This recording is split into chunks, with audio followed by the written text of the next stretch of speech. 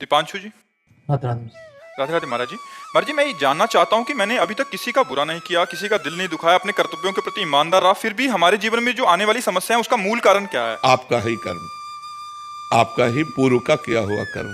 जैसे पिछली फसल में बाजरा बोया है और इस फसल में गेहूं बोया है, तो हमें खाने को क्या मिलेगा? बाजरा। क्योंकि अभी तो अगली फसल आएगी ना, पीछे की जो फसल है वो हमको खाने को मिलेगी। तो जो हमने पूर्व में पाप कर्म किए, इस जन्म में हम सही चल रहे हैं, ईमानदारी से चल रहे हैं, पर हमें दुख आएंगे क्योंकि वो पिछला पाप हमको भोगना पड़ेगा। इसलिए धैर्यपूर्वक नाम जपते हुए उसे भोग ले, आगे पाप करे ना तो आगे बहुत अच्छा रहेगा। जैसे देखो, इस जन्म में हम बाबा जी हैं, पर पूर्व जन्म में कोई पाप रहा तो गर्भ से ही ये रोग रहा, संक्रामक रोग है। अब उसको क्या किया जा सकता? पूर्व में पाप हुए तो ऐसा संयोग बन गया। तो ऐसे ही आप लोग चाहे जितना सत्कर्म करें तो इसका फल आगे मिलेगा, लेकिन पीछे जो हमसे कुकर्म हो गए उनका हमें भोगना पड़ेगा। इसलिए धैर्यपूर्वक भोग लेना चाहिए, अपना ही किया कर्म है। विवेक पुनिया जी। राधे। राधे राधे महाराज जी। महाराज जी, क्या किसी भी भगवान का नाम जप करने से भगवत प्राप्ति हो जाती है? हाँ, बिल्कुल पक्का हो जाती है। भगवान के किसी भी नाम का, सीताराम, शिव, दुर्गा, राधा, जो भी नाम प्रिय लगे उससे भगवत प्राप्ति हो जाती है। मनोज कुमार यादव जी। जी।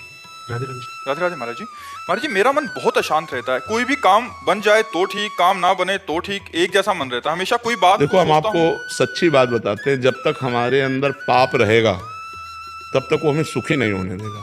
मान लो आपका काम बन गया है तो निगेटिव सोचवा के आपको परेशान करेगा, ऐसा ना हो जाए, कहीं ऐसा ना हो जाए, अगर ऐसा हो गया तो फिर क्या होगा। वो मतलब निगेटिव इतना नकारात्मक सोच फैला देगा कि जो आपको लाभ मिला है उसका आप आनंद नहीं ले पाओगे। तो उस पाप को नष्ट करने के लिए उपाय भगवान का नाम। नाम संकीर्तनम यस्य सर्व पाप प्रणाशनम।